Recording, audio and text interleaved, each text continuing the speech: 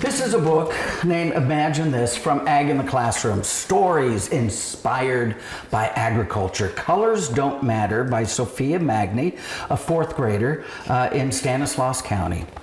In Riverside, California, a red bell pepper named Isabella, that's a cool name for a red bell pepper, Isabella, was peacefully sleeping when her alarm went off.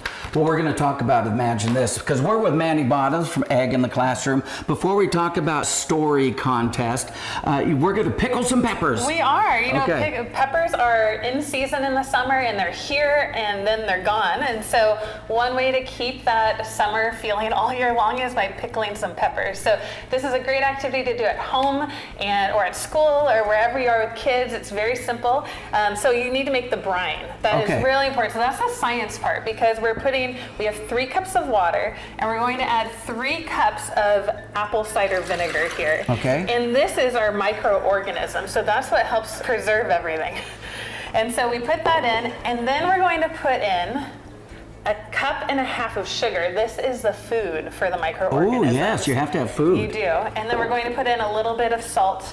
And I'm going to use something to stir it. So we're going to put the salt in there, and then we'll grab something to stir it with. Okay. And so this is our brine for the peppers. We could use brine. any pepper we want. You're doing sweet little peppers. I did sweet because it's for kids, but you can use any pepper you want. So you like it spicy, go ahead and put those habaneros and all the spicy peppers in. Once you have the brine, you're going to pour it into a stock pot or something, and you're going to cook it. Just boil it for only 2 minutes. It's really fast. Oh, that's all it needs. So, okay. Yeah, so we'll do that. So we got the brine. And then while that's cooking, you're going to want to chop up some bell peppers. So I have this started here. These to make nice little rings, which are kind of nice for putting in a jar. So you're going to cut them up. I don't worry too much about the seeds because they'll float to the top once they're in the jar. And then you're just going to pack them into a jar. So this is the fun part. This is good for kids. Yeah, kids love to pack things, right? Their hands dirty. You're just going to put them all in there. Make sure they wash their hands before always, and the produce as well. That's always good to do also. So you're going to get as many in there as you can. And then we've already had the brine and it came to a boil. Yep. And so we just pour it into there, right? We fill it all the way to the top. You want them completely covered.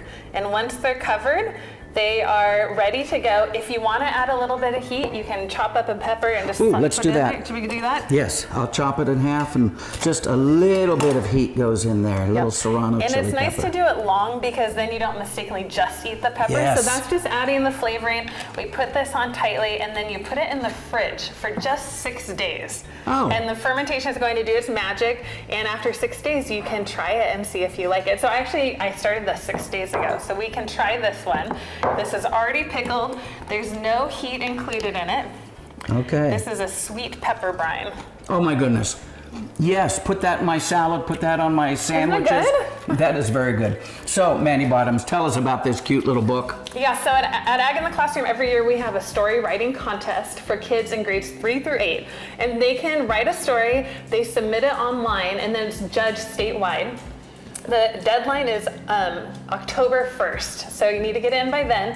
And the students' stories are judged, and the winners, this is the best part, actually have their stories illustrated by high school art students. Wow. And so we put it all together in this book. There's stories that are inspired by agriculture. So when you look out in the fields and you see something, you think, how did that get there? What's the story behind it? Students research it, they write about it, and then the winners get their book illustrated. And we get to celebrate them at Capital Ag Day every year at the Capitol. At the Capitol. They travel up to Sacramento and they are recognized right there. So it's a really fun contest. It's opening now in August, and then the deadline is October 1st. So you can learn more about it on our website, learnaboutag.org. We have all our info there. Oh, thank you. Yeah. Isabella, the red bell pepper. I love that. Thank you so much for being with us today, and we will see you next time.